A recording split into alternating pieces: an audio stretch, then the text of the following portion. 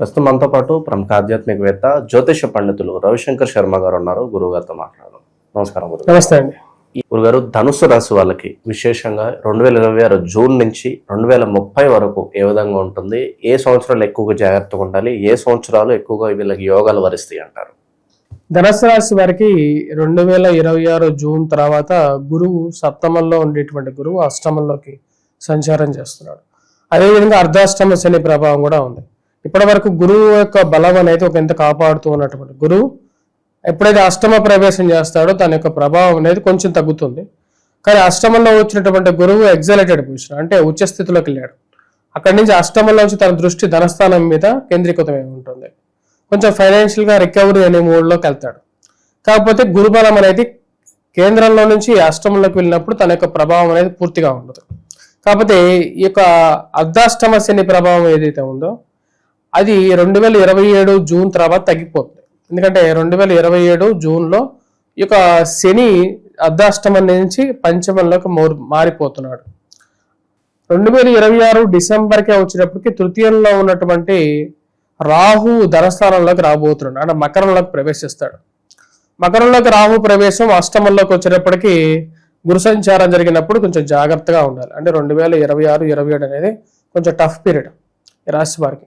వృత్తిపరంగా, వ్యాపార పరంగా, వైవాహిక జీవితంలోనూ కొంచెం జాగ్రత్తలు తీసుకోవాలి. సొంత గృహ వాహనాలు ఏవైతే కొంటున్నారో వాటికి సరైనటువంటి బిల్స్ లేకుండా ఉంటే వాటికి ఉన్న డాక్యుమెంట్స్ ఒకటికి 2 సార్లు చెక్ చేసుకున్న తర్వాత ముందుకు వెళ్ళాలి. అదేవిధంగా ఇన్వెస్ట్మెంట్ చేసేటువంటి డబ్బు జాగ్రత్తగా ఉండాలి. ఆన్లైన్ మోసాలతో జాగ్రత్తగా ఉండాలి.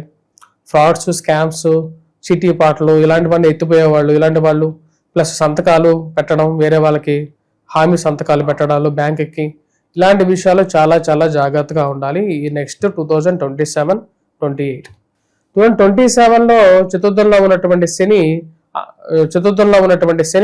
వచ్చినప్పటికీ పంచమంలోకి మూవ్ అవుతున్నాడు. ఆ పంచమంలో మూవ్ అయినప్పుడు శని నీచత్వ స్థితిలోకి వెళ్తున్నాడు, మూలత్రికోణ స్థానంలో. దాని ప్రభావం ఎలా ఉంటుందంటే ఈ రాశి వారికి ఇన్వెస్ట్మెంట్స్ పరంగా కొంచెం జాగ్రత్తగా ఉండాలి. ఆ పీరియడ్లో మెయిన్గా ఇన్వెస్ట్మెంట్స్.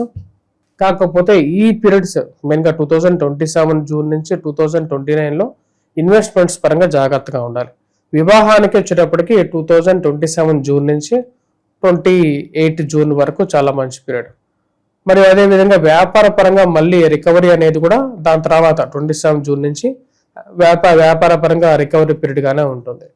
సరే, ఈ పరంగా ఈ రాశి వారికి మెయిన్గా వచ్చినప్పటికీ శని యొక్క స్థితి పంచమంలో ఉన్నప్పటికీ కొంచెం ప్రాబ్లం అనేది క్రియేట్ అవుతున్నప్పటికీ కూడా ఈ రాశి వారికి గురువు యొక్క అనుకూలత అనేది కొంచెం నలిఫై చేయగలుగుతుంది.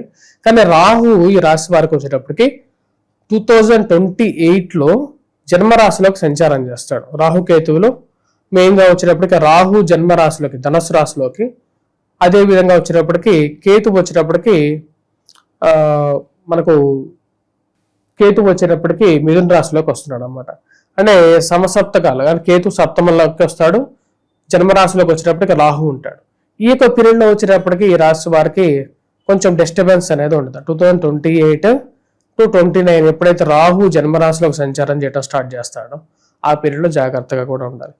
ఈ రాశి వారికి 2027 నుంచి చాలా అనుకూలమైనటువంటి పీరియడ్ అనేది జూన్ నుంచి స్టార్ట్ అవుతుంది రాశి వారికి. ఓవరాల్గా గురుగారు, ఎలాంటి పరిహారాలు చేసుకోవాలి ఈ కాలంలో వీళ్ళు?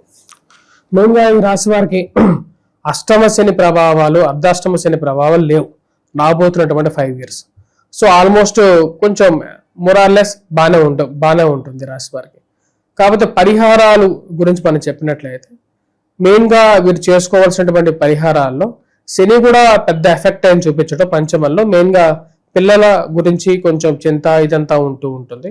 కానీ అంటే ఏది మన దగ్గర ఉండదో దాని గురించి ఎక్కువగా మన బాధ అనేది ఉంటూ ఉంటుంది. అది సహజం అన్నమాట. అంటే మనకు కోట్ల డబ్బున్నా సరే మన దగ్గర సంతానం లేనో, లేకుండా ఉంటే మనకు నచ్చినటువంటి స్త్రీ దొరకట్లేదనో, లేకుండా ఉంటే నచ్చినటువంటి పురుషుడు దొరకట్లేదనో, వాటి గురించి బాధ అనేది ఎప్పుడు ఉంటూనే ఉంటుంది. దాన్ని మార్చలేము. వాటన్నిటితో పోల్చుకుంటే నీ దగ్గర ఉన్నది చూసుకుంటే, వేరే వాళ్ళతో కంపేర్ చేసుకుంటే నీ దగ్గర నువ్వు చాలా ధనవంతుడివి, ఎంతో మంచి స్థితిలో ఉన్నట్టుగా నువ్వు ఆలోచించుకోవాలి. సరే, ఓకే, ఈ రాశి వారు మెయిన్గా కొంచెం టఫ్ పీరియడ్గా ఉన్నటువంటి 2028 ఆ 27 ఈ యొక్క రాబోతున్నటువంటి 6 అక్టోబర్ నుంచి కూడా వచ్చేటప్పటికి దుర్గాదేవిని ఎక్కువగా పూజించాలి.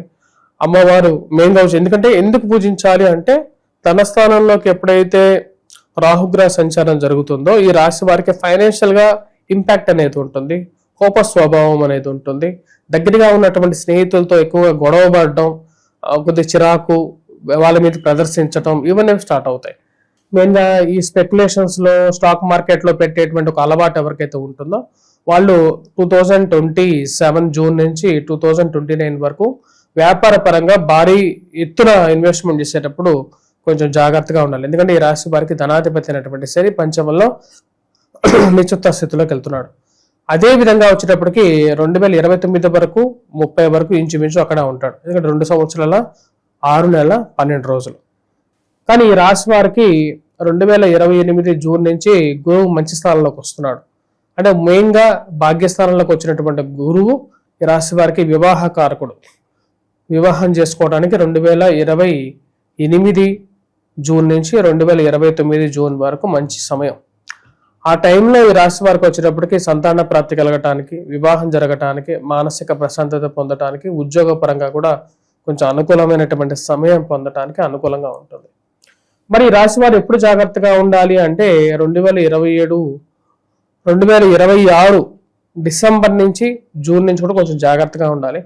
ఉద్యోగ పరంగా మార్పు చేర్పులు, భారీ ఎత్తున మార్పు చేర్పులు చేసుకునేటప్పుడు చాలా కంట్రోల్డ్గా ఉన్నట్లయితే అనుకూలంగా ఉంటుంది. జాగ్రత్తగా ఉండాలి. పెద్ద మూవ్స్ చేసేటప్పుడు అంటే పెద్ద నిర్ణయాలు తీసుకునేటప్పుడు దాని పూర్వాపరాలు అంటే దాని యొక్క ఎఫెక్ట్ ఎలా ఉంటుంది అనేటువంటి ఒక ఆలోచన అనేది చాలా ఇంపార్టెంట్. ఎప్పుడైతే 2027 జూన్ తర్వాత భాగ్యస్థానంలోకి గురు సంచారం జరుగుతుందో 2029 వరకు చాలా అనుకూలమైనటువంటి సమయం. ఇందా చెప్పాను దాని గురించి. సంతాన ప్రాప్తి కలగటానికి కూడా చాలా అనుకూలమైనటువంటి సమయం. ఉద్యోగ పరంగా కూడా అనుకూలంగా ఉంటుంది, విద్యార్థులకు అనుకూలంగా ఉంటుంది. హోటల్ టీవీ రంగాల్లో పనిచేసేటువంటి వారు, హోటల్ రంగాల్లో పనిచేసేటువంటి వారు, పుస్తక షాపుల్లో, printing press, electronical media plus school managements వీళ్ళందరికీ కూడా 2028 to 2027 నుంచి కూడా బాగానే ఉంటుంది. 2027-28 బాగుంటుంది. 28-29 ఎలా ఉంటుంది అంటే 28-29 కూడా పర్వాలేదు. It's not a bad period. ఉద్యోగ పరంగా బాగుంటుంది. 29-30 28-29 బాగుంటుంది. 29-30 ఎలా ఉంటుంది అంటే చాలా అనుకూలమైనటువంటి పీరియడ్ ఇది.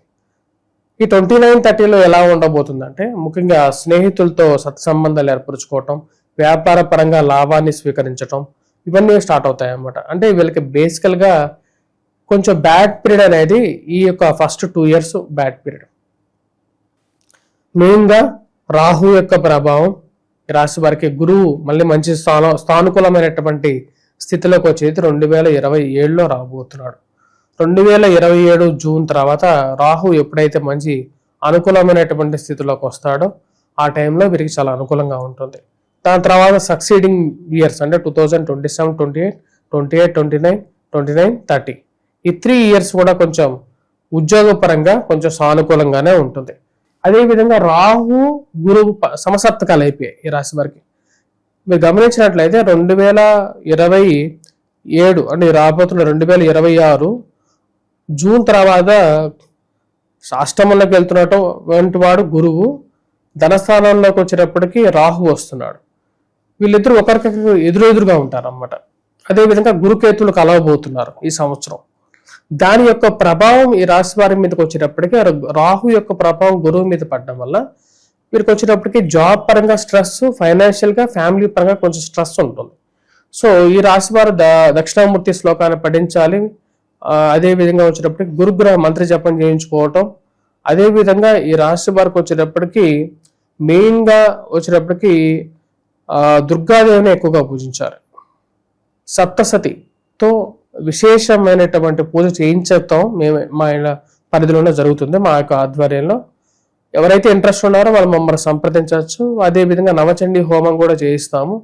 వాటితో పాటు ఈ రాశి వారికి వచ్చేటప్పటికి స్పెషల్గా గురువుకి రాహువుకి ఇద్దరికి వచ్చేటప్పటికి మనం విశేషమైనటువంటి పూజా కార్యక్రమం, హోమం, జపం, తర్పణం ఈ 3 చేయిస్తే వాళ్ళకి శాశ్వతంగా రాబోతున్నటువంటి 2 సంవత్సరాలు కొంచెం ప్రశాంతంగా ఉండగలుగుతారు.